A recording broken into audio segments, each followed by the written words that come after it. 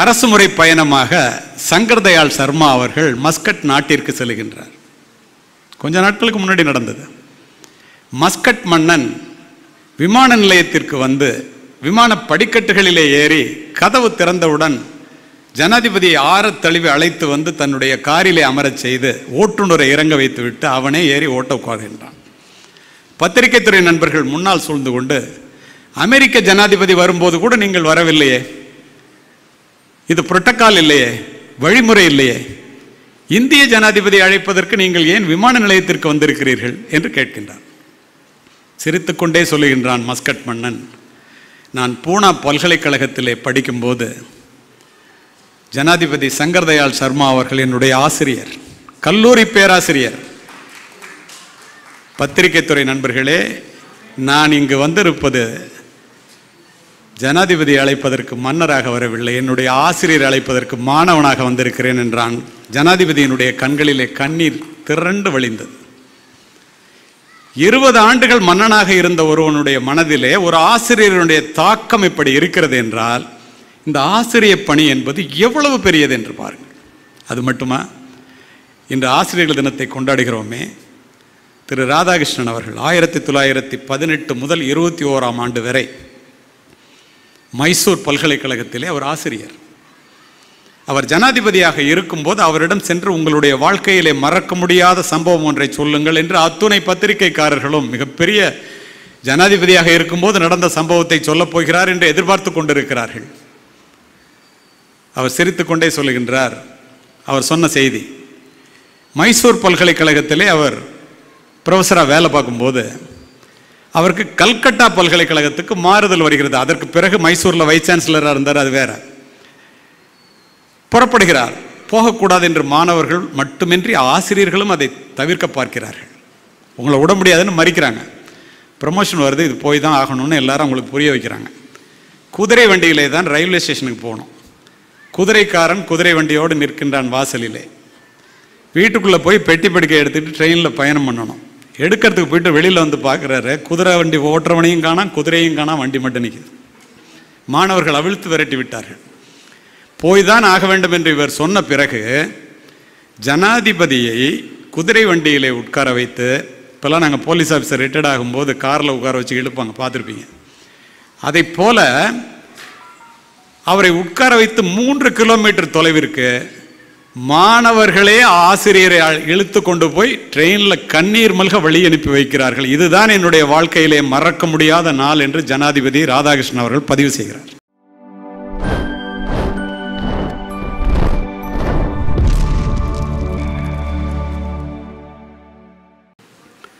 வெள்ளத்தனையது மலர் நீட்டம் மாந்தர்தம் உள்ளத்தனையது உயர்வு என்ற வள்ளுவனின் வாக்கிற்கிணங்க உயர்ந்த உள்ளத்தோடு என்னை அழைத்து இங்கே அமர்ந்திருக்கின்ற இந்த பள்ளியினுடைய முதன்மை நிர்வாக அதிகாரி ரகுநாதன் அவர்களே,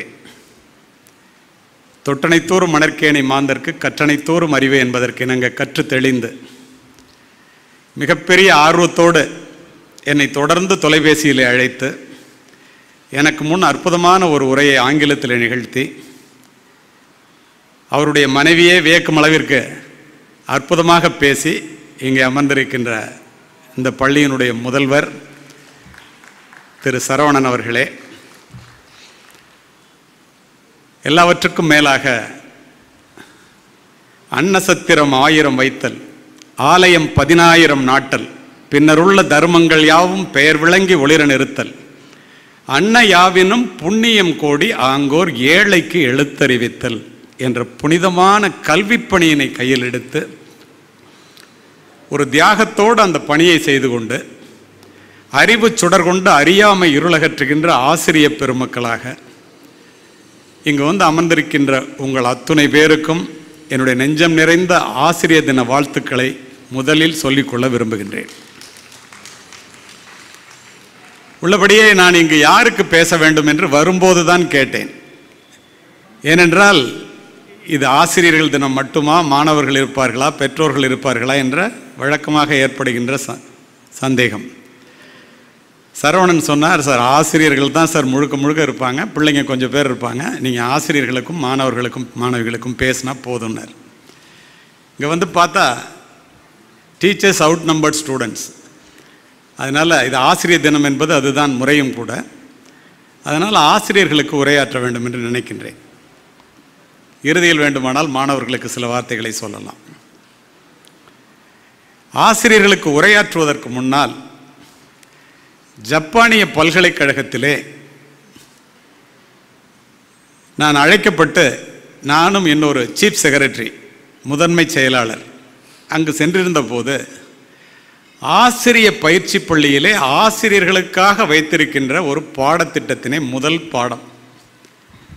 எனக்கு ஜப்பானிய மொழி தெரியாது. நீங்கள் அத்துணை பேரும் கேட்டுக்கொண்டால் தமிழகத்தின் அத்துணை மூலைக்கும் செல்லுபவர்கள் ஆசிரியர்களுடைய பங்கு இவ்வளவு பெரியதா என்று வியந்து அதிர்ந்து போவீர்கள். முதல் பாடமாக அதனை வைத்திருக்கிறார்கள். எனக்கு அதை ஆங்கிலத்தில் மொழிபெயர்த்து சொல்லுமாறு கேட்டேன். ஆசிரியர்களே, ஜப்பானிய நாடு 80 ஆண்டுகளுக்கு முன்னால் இராணுவ ஆட்சியில் இருக்கும்போது இராணுவ உடையை திருடி அணிந்து கொண்ட உண்மை சம்பவம், கதையல்ல, நிஜம். கொள்ளைக்காரர்கள் கிராமங்களிலே புகுந்து கண்ணில் படுபவர்களையெல்லாம் வெட்டி சாய்த்துவிட்டு கொள்ளை அடிப்பதையே ஒரு வழக்கமாக வைத்திருந்த ஒரு காலகட்டத்தில் ஒரு தாய் தன்னுடைய வீட்டு வாசலிலே 2 குழந்தைகளுக்கு சோறூட்டி கொண்டிருக்கின்றார். திடீரென்று கொள்ளைக்காரர்கள் குதிரையிலே வருகிறார்கள் என்றவுடன் ஏற்கனவே ஏற்படுத்தி வைத்திருந்த மறைவிடத்தை நோக்கி அத்துணை பேரும் ஓடுகிறார்கள். காரணத்தோடு இந்த பதிவு ஆசிரியர் தினத்திலே. தாய் சோறூட்டி கொண்டிருந்த 2 குழந்தைகளையும் இடுப்பின் 2 பக்கம் வைத்துக்கொண்டு அவளும் ஓடுகின்றாள். குதிரையினுடைய குளம்படி சத்தம் அருகாமையில் கேட்டவுடன் நாம் தப்பிப்பது 3 பேரும் சிரமம் என்பதை உணர்ந்த அந்த தாய் ஒரு நொடி நின்று நிதானித்து 2 குழந்தைகளினுடைய முகத்தையும் பார்த்துவிட்டு அடையாளத்தை உறுதி செய்து கொண்டு ஒரு குழந்தையை இறக்கி விட்டு ஒரு குழந்தையோடு மறைவிடத்தை சென்றடைகின்றாள். மறைவிடத்திலிருந்து திரும்பி பார்க்கின்றாள். இறக்கிவிடப்பட்ட குழந்தை தலை துண்டாக்கப்பட்டு குதிரையினுடைய குளம்படிப்பட்டு சின்னா பின்னமாவதையும் மற்றும் பலர் இறப்பதையும் பார்த்து கொண்டே கதறுகின்றாள், பதறுகின்றாள். அந்த இடத்திலே இருந்த முதியவர் சத்தம் போட்டால் உனக்கும் இன்னொரு குழந்தைக்கும் உயிர் போய்விடும் என்று வாயை பொத்துகிறார். கொள்ளைக்காரர்கள் கொள்ளையடித்து சென்ற பிறகு ஒரு குழந்தையை இறுக்கமாக பிடித்தபடி இறந்து போன குழந்தை இடத்திலே வந்து கதறுகிறாள். அத்துணை பேரும் அந்த இடத்திற்கு வருகின்றார்கள். பெரியவர் கேட்கின்றார், தாயே, ஒரு தாய்க்கு 2 குழந்தைகளும் 2 கண்களைப் போல அல்லவா? எப்படி உன்னால் அடையாளத்தை பார்த்து உறுதி செய்து கொண்டு ஒரு குழந்தையை இறக்கிவிட்டு ஒரு குழந்தையை காப்பாற்ற மனம் வந்தது? அந்த தாய் சொல்லுகிறாள், ஐயா பெரியவரே, என்னுடைய குழந்தைக்கு மாலை நேரத்திலே வாசலிலே உட்கார்ந்து சோறூட்டி கொண்டு இருக்கும் போது என்னிடம் படிக்கின்ற குழந்தையும் வந்துவிட்டது. 2 குழந்தைக்கும் சோறூட்டி கொண்டிருக்கும் போது கொள்ளைக்காரர்கள் வந்து விட்டார்கள். 2 குழந்தையையும் காப்பாற்ற நினைத்தேன். என்னால் முடியாது என்பதை உணர்ந்த பிறகு நான் இறக்கிவிட்டது என்னுடைய குழந்தை, காப்பாற்றியது என்னிடம் படிக்க வந்த குழந்தை. ஏனென்றால் அடிப்படையில் நான் ஒரு பெண் மட்டுமல்ல, ஒரு ஆசிரியை. இதை பாடமாக வைத்திருக்கிறார். நீங்கள் நினைத்து பாருங்கள், உலகத்திலே முன்னேறியவர்களாக அறியப்பட்ட 100 பேரிடம் ஒரு பேட்டி எடுத்தார்கள் சமீபத்திலே. இவ்வளவு பெரிய சாதனைகளை புரிந்திருக்கிறீர்களே, who is your role model? உங்களுடைய ரோல் மாடல் யார்? எத்தனை பேருக்கு தெரியும் என்று தெரியவில்லை. 80 பேருக்கு மேல் தன்னுடைய பள்ளிக்கூடத்து ஆசிரியைகளையே ரோல் மாடலாக சொல்லி இருக்கிறார்கள். உள்ளபடியே கணக்கெடுத்தவர்கள் வியந்து போனார்கள். இது எப்படி?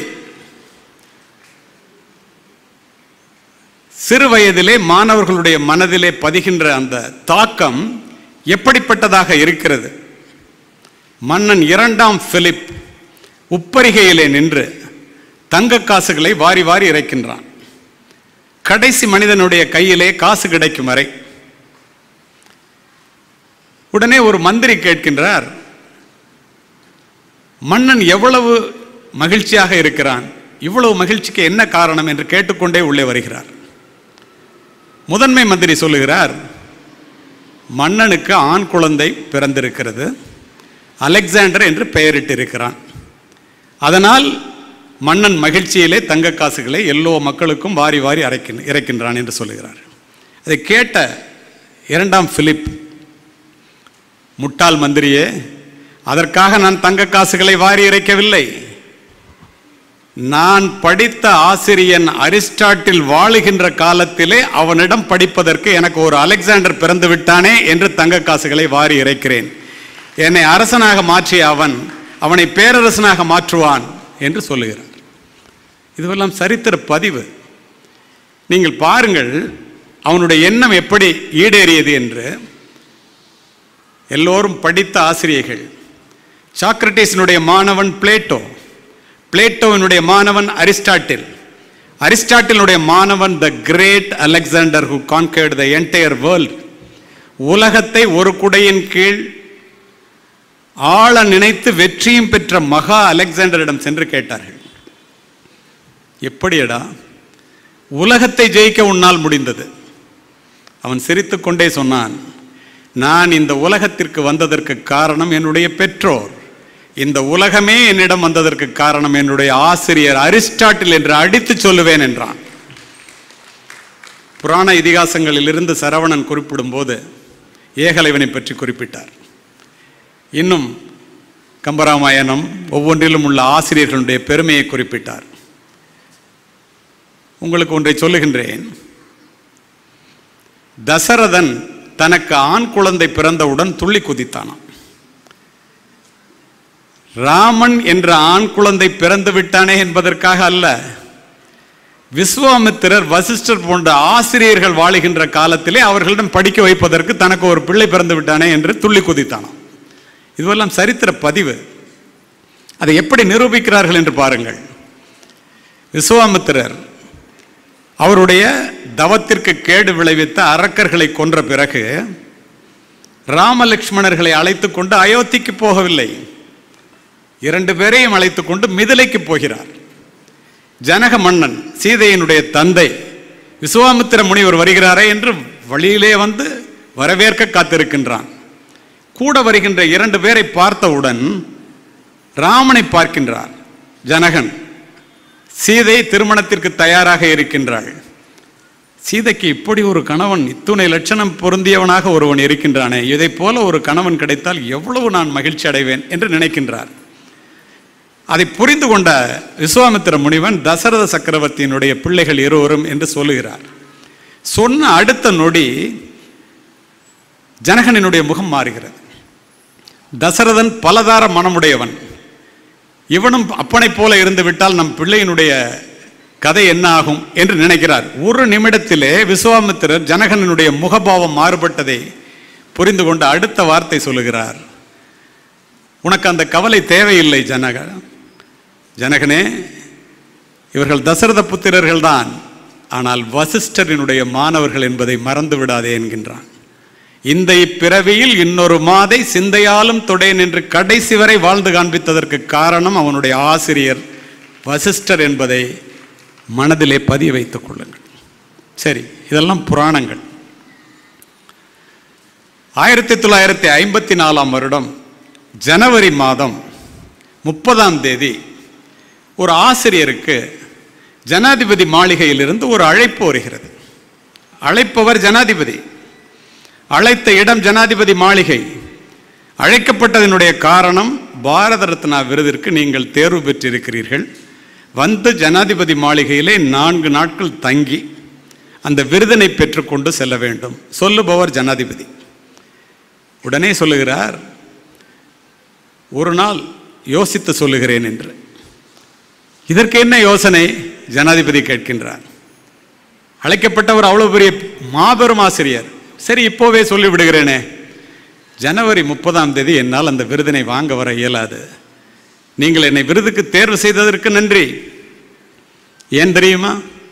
ஜனவரி மாதம் 30ஆம் தேதி என்னிடம் ஆய்வுக் கட்டுரையை சமர்ப்பிக்க வேண்டிய தேதி. 3 மாணவர்கள் ஆய்வுக்காக தயாராகி கொண்டு 3 வருடங்களாக படித்துக் கொண்டிருக்கிறார்கள். அது மட்டுமல்ல, என்னிடம் படிக்கின்ற கல்லூரி மாணவர்களுக்கு பரீட்சை தேதி அது. அந்த நேரத்திலே வந்து அந்த விருதை வாங்க என்னால் இயலாது. பாரத ரத்னா விருதை விட என்னுடைய மாணவர்களினுடைய படிப்பு எனக்கு முக்கியம் என்று சொன்ன அடுத்த நிமிடம் உங்களுடைய தேதியை சொல்லுங்கள், அந்த தேதியிலே விழாவை வைத்துக் கொள்கிறேன் என்று ஜனாதிபதி சொல்லுகிறார். அந்த ஆசிரியர் யார் தெரியுமா? பிற்காலத்திலே நோபல் பரிசு பெற்ற சர் சி.வி. ராமன் என்ற மாபெரும் ஆசிரியர். அரசுமுறை பயணமாக சங்கர் தயாள் சர்மா அவர்கள் மஸ்கட் நாட்டிற்கு செல்கின்றார். கொஞ்ச நாட்களுக்கு முன்னாடி நடந்தது. மஸ்கட் மன்னன் விமான நிலையத்திற்கு வந்து விமான படிக்கட்டுகளிலே ஏறி கதவு திறந்தவுடன் ஜனாதிபதியை ஆறத் தழுவி அழைத்து வந்து தன்னுடைய காரிலே அமரச் செய்து ஓட்டுநரை இறங்க வைத்து விட்டு அவனே ஏறி ஓட்ட உட்கார்கின்றான். பத்திரிகை துறை நண்பர்கள் முன்னால் சூழ்ந்து கொண்டு, அமெரிக்க ஜனாதிபதி வரும்போது கூட நீங்கள் வரவில்லையே, இது புரோட்டோகால் இல்லையே, வழிமுறை இல்லையே, இந்திய ஜனாதிபதி அழைப்பதற்கு நீங்கள் ஏன் விமான நிலையத்திற்கு வந்திருக்கிறீர்கள் என்று கேட்கின்றான். சிரித்துக்கொண்டே சொல்லுகின்றான் மஸ்கட் மன்னன், நான் பூனா பல்கலைக்கழகத்திலே படிக்கும்போது ஜனாதிபதி சங்கர் தயாள் சர்மா அவர்கள் என்னுடைய ஆசிரியர், கல்லூரி பேராசிரியர். பத்திரிகை துறை நண்பர்களே, நான் இங்கு வந்திருப்பது ஜனாதிபதி அழைப்பதற்கு மன்னராக வரவில்லை, என்னுடைய ஆசிரியர் அழைப்பதற்கு மாணவனாக வந்திருக்கிறேன் என்றான். ஜனாதிபதியினுடைய கண்களிலே கண்ணீர் திரண்டு வழிந்தது. 20 ஆண்டுகள் மன்னனாக இருந்த ஒருவனுடைய மனதிலே ஒரு ஆசிரியருடைய தாக்கம் இப்படி இருக்கிறது என்றால் இந்த ஆசிரியர் பணி என்பது எவ்வளவு பெரியது என்று பாருங்கள். அது மட்டுமா, இன்று ஆசிரியர்கள் தினத்தை கொண்டாடுகிறோமே, திரு ராதாகிருஷ்ணன் அவர்கள் 1918 முதல் 21ஆம் ஆண்டு வரை மைசூர் பல்கலைக்கழகத்திலே அவர் ஆசிரியர். அவர் ஜனாதிபதியாக இருக்கும்போது அவரிடம் சென்று உங்களுடைய வாழ்க்கையிலே மறக்க முடியாத சம்பவம் ஒன்றை சொல்லுங்கள் என்று அத்துணை பத்திரிகைக்காரர்களும் மிகப்பெரிய ஜனாதிபதியாக இருக்கும்போது நடந்த சம்பவத்தை சொல்லப் போகிறார் என்று எதிர்பார்த்து கொண்டிருக்கிறார்கள். அவர் சிரித்துக்கொண்டே சொல்லுகின்றார், அவர் சொன்ன செய்தி, மைசூர் பல்கலைக்கழகத்திலே அவர் ப்ரொஃபஸராக வேலை பார்க்கும்போது அவருக்கு கல்கட்டா பல்கலைக்கழகத்துக்கு மாறுதல் வருகிறது. அதற்கு பிறகு மைசூரில் வைஸ் சான்சலராக இருந்தார், அது வேற. புறப்படுகிறார். போகக்கூடாது என்று மாணவர்கள் மட்டுமின்றி ஆசிரியர்களும் அதை தவிர்க்க பார்க்கிறார்கள்.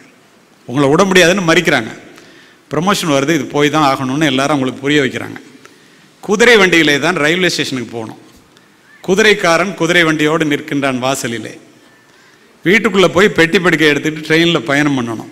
எடுக்கிறதுக்கு போயிட்டு வெளியில் வந்து பார்க்குறாரு, குதிரை வண்டி ஓட்டுறவனையும் காணாம், குதிரையும் காணாம், வண்டி மட்டும் நிற்குது. மாணவர்கள் அவிழ்த்து விரட்டி விட்டார்கள். போய் தான் ஆக வேண்டும் என்று இவர் சொன்ன பிறகு ஜனாதிபதியை குதிரை வண்டியிலே உட்கார வைத்து, இப்போல்லாம் நாங்கள் போலீஸ் ஆஃபீஸர் ரிட்டையர்ட் ஆகும்போது காரில் உட்கார வச்சு இழுப்பாங்க, பார்த்துருப்பீங்க. அதை போல அவரை உட்கார வைத்து 3 கிலோமீட்டர் தொலைவிற்கு மாணவர்களே ஆசிரியரை இழுத்து கொண்டு போய் ட்ரெயினில் கண்ணீர் மல்க வழி அனுப்பி வைக்கிறார்கள். இதுதான் என்னுடைய வாழ்க்கையிலே மறக்க முடியாத நாள் என்று ஜனாதிபதி ராதாகிருஷ்ணன் அவர்கள் பதிவு செய்கிறார். ஏன் அதை சொல்கிறீங்கன்னு அடுத்த கேள்வி கேட்குறாங்க. அவர் சொல்கிறாரு, அப்போல்லாம் நான் ஒரு நாளைக்கு 3 மணி நேரம் படிக்காமல் வகுப்பறையினுடைய வாசலை தொட்டதில்லை. ஒரு ஆசிரியர் எப்படி படிக்க வேண்டும் என்பதற்கு அற்புதமான உதாரணத்தை அந்த இடத்திலே அவர் பதிவு செய்கிறார். இந்த இடத்திலே உங்களுக்கு நான் ஒன்றை பதிவு செய்கின்றேன். அருமை ஆசிரியர் பெருமக்களே, தாயினுடைய ஆரோக்கியம்தான் குழந்தையினுடைய ஆரோக்கியம் என்பது உங்களுக்கு தெரியும். ஆசிரியர்களுடைய ஆரோக்கியம்தான் மாணவர்களுடைய ஆரோக்கியம். ஆசிரியர்கள் மரத்தின் வேர்களை போன்றவர்கள், மாணவர்கள் அதிலே பூத்து குலுங்குகின்ற பூக்களை போன்றவர்கள். வேர்களின் பலத்தை பொறுத்தே பூக்களின் வசீகரம் அமையும். வேர்கள் பட்டு போனால் பூக்கள் கொட்டி போகும். ஒரு விவசாயி களைகளை அகற்றி எப்படி ஒரு பயிரை செழிப்பாக வளர்த்தெடுக்கிறானோ, மாணவர்களுடைய குறைகளை அகற்றி அவரிடம் ஒரு விதை எப்படி வளரும் போது உள்ளே இருக்கின்ற ஒரு சினை முட்டையினுடைய கருவிலே இருக்கின்ற கருவை விட சிறியதாக இருக்கின்ற ஆலமரம் வளர்கிறதோ ஒரு விதையில் இருந்து, அவர்களிடம் இருக்கின்ற ஒரு அற்புதமான சக்தியை வளர்த்தெடுக்க வேண்டிய மிகப்பெரிய பொறுப்பு உங்களிடம் இருக்கிறது. பள்ளியில் உள்ள வகுப்பறை தாயினுடைய கருவறை போன்றது. எல்லோரும் பெண்களாகவே ஆசிரியர்களாக இருப்பதை பார்த்து உள்ளபடியே மகிழ்ந்து நான் பேசுகின்றேன். பள்ளியின் வகுப்பறை ஏன் தாயினுடைய கருவறை போன்றது என்று சொல்லுகிறேன்? பிள்ளைகள் வீட்டிலே பிறக்கிறார்கள், ஆனால் அவர்கள் வகுப்பறையிலே தான் வளர்கிறார்கள் என்பதை ஆசிரியர் சமுதாயம் ஒருபோதும் மறந்துவிடக்கூடாது. அது மட்டுமல்ல, இருளிலே தடுமாறுகின்ற இளைஞர்களினுடைய எதிர்காலத்தை ஒளிமயமாக மாற்றுவதற்கு இன்று உலகத்தில் உள்ள ஒரே நம்பிக்கை ஆசிரியர்கள் என்று அடித்து சொல்லுவேன். சிந்தித்து பாருங்கள். எதிர்கால உலகம் இளைஞர்கள் கையிலே இருக்கிறது என்று நாம் சொல்லுகிறோம். அதை வடிவமைக்கக்கூடிய மாபெரும் பொறுப்பு உங்கள் கையிலே தானே இருக்கிறது. உங்களுக்கு தெரியுமா, இந்த சமுதாயம் ஆசிரியர் சமுதாயத்தின் மீது மிகப்பெரிய மரியாதை வைத்திருக்கின்றார்கள். இன்று நான் உங்கள் முன் நிற்கின்றேனே, இன்று காலையிலே 3000 மாணவர்களுக்கு பேசிவிட்டு 300 ஆசிரியர்களுக்கு பேசுவதற்கு இந்த இடத்திலே நான் நிற்கும் போது என்னிடம் அந்த முதல்வர் கேட்டார், சார் இவ்வளோ பெரிய கூட்டத்தில் பேசுகிறீங்க, அங்கே எவ்வளோ பேர் இருப்பீங்கன்னு கேட்டார். நான் 200-300 பேர் இருப்பாங்கன்னு சொன்னேன். அதுக்கும் போகிறீங்களே அப்படின்னாரு. நான் சொன்னேன், ஒரு ஆசிரியர் 10,000 மாணவர்களுக்கு சமம். நான் 300 ஆசிரியர்களுக்கு பேசினால் 30,000 மாணவர்களுக்கு பேசுவதை விட பெரிது. தமிழகம் முழுவதிலும் இருந்து வந்திருக்கிறார்கள். உங்களுடைய கல்லூரி அதற்கு முன்னால் சிறியதுன்னு கையெடுத்து கும்பிட்டுட்டார். இதை ஏன் சொல்கிறேன்னா, சும்மா வார்த்தைக்காக சொல்லவில்லை. இந்த சமூகம் உங்கள் மீது அளப்பரிய மரியாதை வைத்திருக்கிறது தெரியுமா உங்களுக்கு? ஏன்? அதனால்தான் தான் உயிராய் பெற்ற தன்னுடைய பிள்ளைகளை பகல் முழுவதும் உங்களிடத்திலே ஒப்படைக்கிறார்கள். நினைத்து பாருங்கள். பள்ளிக்கூடம் விட்டு ஒரு அரை மணி நேரம் தாமதமாகி விட்டால் பதறுகின்ற பெற்றோர்கள், நீங்களும் பெற்றோர்கள் தானே. 5 மணி நேரம் 6 மணி நேரம் பிள்ளைகளை ஒப்படைத்து விட்டு நிம்மதியாக இருக்கின்றார்களே, நீங்கள் பார்த்து கொள்வீர்கள் என்று தானே. அது மட்டுமா, ஆகாயத்திற்கு அடியில் உள்ள அத்துணையும் அறிந்து வைத்திருப்பவர் ஆசிரியர் என்ற ஒற்றை சிந்தனையோடு பெற்றோர்களும் பிள்ளைகளும் உங்களிடத்திலே படிக்க வருகிறார்கள். சிந்தித்து பாருங்கள். ஒரு மரத்தடிக்கு கீழே உட்கார்ந்திருக்கின்ற பிள்ளைகளுக்கு மத்தியிலே ஒரு ஆசிரியை அமரும் போதுதான் மரத்தடி கூட பள்ளிக்கூடமாக மாறுகிறது. இன்றைக்கும் எத்தனையோ பழக்க வழக்கங்களை, பெற்றோர்கள் சொல்லி மாற்றிக்கொள்ளாத பழக்க வழக்கங்களை தன்னுடைய ஆசிரியை சொல்லி அடுத்த நொடி மாற்றிக்கொள்ளுகிற மாணவர்கள் இன்னும் இருக்கின்றார்கள். 4ஆம் வகுப்பு படிக்கின்ற ஒரு மாணவனிடத்திலே இந்து மகா சமுத்திரம் மிகப்பெரியது என்று தந்தை சொல்லிக் கொடுக்கிறார் பாடம். பெருசுன்னா எவ்வளோ பெருசு அப்படின்னு அவன் கேட்குறான். ரொம்ப பெருசுறான்னு அவன் புரியணுங்கிறதுக்காக யாராலையும் தாண்ட முடியாது அப்படிங்கிறாரு. அவன் கேட்குறான், எங்கள் வாத்தியாரால் கூட வாங்குறான். அப்படி என்றால் இந்த ஆசிரியர் சமுதாயம் மீது இந்த மாணவ சமுதாயம் எவ்வளவு பெரிய மாபெரும் மரியாதை வைத்திருக்கிறார்கள். அவர்களுக்கு நாம் நியாயம் செய்ய வேண்டாமா? நியாயம் செய்கிறீர்கள். இன்னும் இன்னும் இன்னும் அதிகமாக. ஏன் அப்படி சொல்லுகிறேன் தெரியுமா? ராதாகிருஷ்ணன் சொன்னாரே 3 மணி நேரம் படித்தேன் என்று. எரிகின்ற ஒரு விளக்கினால் தான் இன்னொரு விளக்கை ஏற்றி வைக்க முடியும். அந்த விளக்கு தொடர்ந்து எரிய வேண்டும் என்றால் அது இடையறாது எண்ணெய் பெறுதல் வேண்டும். ஆசிரியர்கள் தொடர்ந்து படிக்க வேண்டும். நீரளவே ஆகுமாம் நீராம்பல், தான் கற்ற நூல் அளவே ஆகுமாம் நுண்ணறிவு. சொல்லுவேன். சிந்தித்து பாருங்கள், உண்மையா இல்லையா என்று. நன்றாக படிக்கின்ற பிள்ளையை விட நன்றாக படிக்காத பிள்ளைகள் இடத்திலே அதிக அக்கறை காட்டுவதுதான் ஆசிரியனுடைய அடிப்படை பண்பு. அதிகமாக நோய் உள்ளவனுக்கு தானே உடனடியாக மருத்துவம் தேவை. நினைத்து பாருங்கள், எவ்வளவு பெரிய பொறுப்பு நம் கையிலே இருக்கிறது. நீங்கள் என்ன நினைக்கிறீர்கள் என்று எனக்கு தெரியும். போங்க சார், ஒழுங்கா படுறான்னு சொன்னா போலீஸ் ஸ்டேஷன்ல போய் கம்ப்ளைண்ட் கொடுத்துட்றான். நாங்கள் எதுவுமே பண்ண முடியாமல் எங்களுடைய கைகள் கட்டி போட்டிருக்கிறது, நாங்கள் எதுவுமே பேச முடியவில்லை என்று நீங்கள் நினைப்பது எனக்கு தெரிகிறது. பெற்றோர்கள் 25 வானுரையும் தெய்வத்துள் வைக்கப்படும் முயூவ விளக்க உரை. உலகத்தில் வாழ வேண்டிய அறநெறியில் நின்று வாழ்கிறவன் வானுலகத்தில் உள்ள தெய்வ முறையில் வைத்து மதிக்கப்படுவான். சாலமன் பாப்பையா உரை. மனைவியுடன் வாழும் வாழ்க்கையே சிறப்பாக வாழ்பவன் பூமியில் வாழ்ந்தாலும் வானத்துள் வாழும் தேவருள் ஒருவனாகவே மதிக்கப்படுவான். கலைஞர் விளக்க உரை.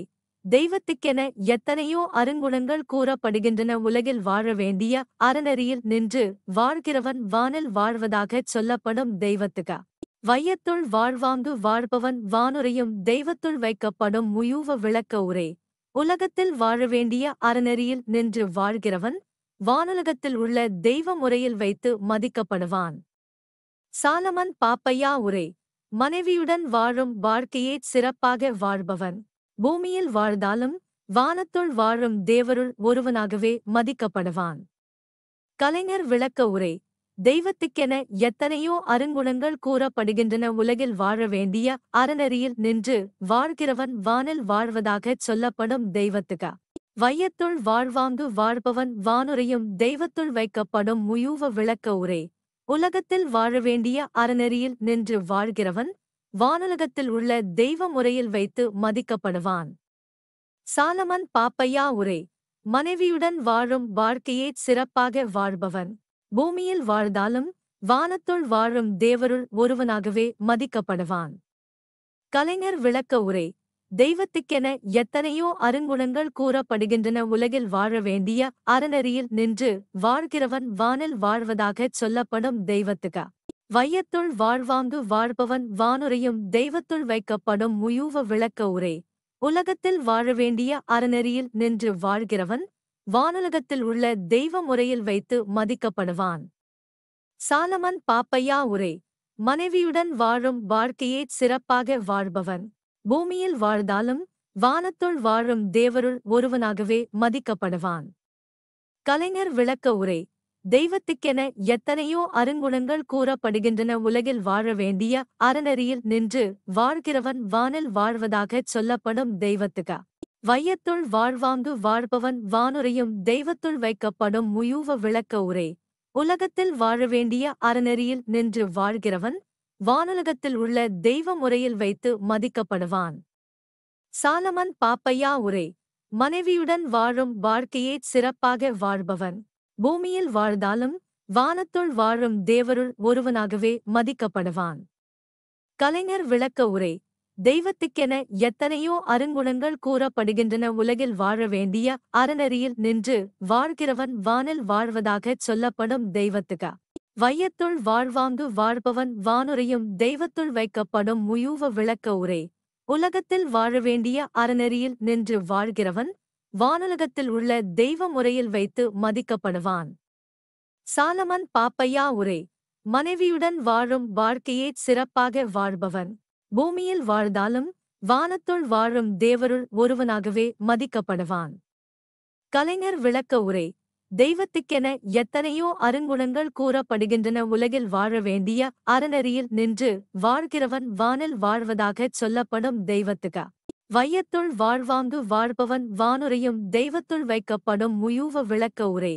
உலகத்தில் வாழ வேண்டிய அறநெறியில் நின்று வாழ்கிறவன் வானுலகத்தில் உள்ள தெய்வ முறையில் வைத்து மதிக்கப்படுவான். சாலமன் பாப்பையா உரை. மனைவியுடன் வாழும் வாழ்க்கையே சிறப்பாக வாழ்பவன் பூமியில் வாழ்ந்தாலும் வானத்துள் வாழும் தேவருள் ஒருவனாகவே மதிக்கப்படுவான். கலைஞர் விளக்க உரை. தெய்வத்துக்கென எத்தனையோ அருங்குணங்கள் கூறப்படுகின்றன. உலகில் வாழ வேண்டிய அறநெறியில் நின்று வாழ்கிறவன் வானில் வாழ்வதாகச் சொல்லப்படும் தெய்வத்துக. வையத்துள் வாழ்வாங்கு வாழ்பவன் வானுரையும் தெய்வத்துள் வைக்கப்படும் முயூவ விளக்க உரை. உலகத்தில் வாழ வேண்டிய அறநெறியில் நின்று வாழ்கிறவன் வானுலகத்தில் உள்ள தெய்வ முறையில் வைத்து மதிக்கப்படுவான். சாலமன் பாப்பையா உரை. மனைவியுடன் வாழும் வாழ்க்கையே சிறப்பாக வாழ்பவன் பூமியில் வாழ்ந்தாலும் வானத்துள் வாழும் தேவருள் ஒருவனாகவே மதிக்கப்படுவான். கலைஞர் விளக்க உரை. தெய்வத்துக்கென எத்தனையோ அருங்குணங்கள் கூறப்படுகின்றன. உலகில் வாழ வேண்டிய அறநெறியில் நின்று வாழ்கிறவன் வானில் வாழ்வதாகச் சொல்லப்படும் தெய்வத்துக. வையத்துள் வாழ்வாங்கு வாழ்பவன் வானுரையும் தெய்வத்துள் வைக்கப்படும் முயூவ விளக்க உரை. உலகத்தில் வாழ வேண்டிய அறநெறியில் நின்று வாழ்கிறவன் வானுலகத்தில் உள்ள தெய்வ முறையில் வைத்து மதிக்கப்படுவான். சாலமன் பாப்பையா உரை.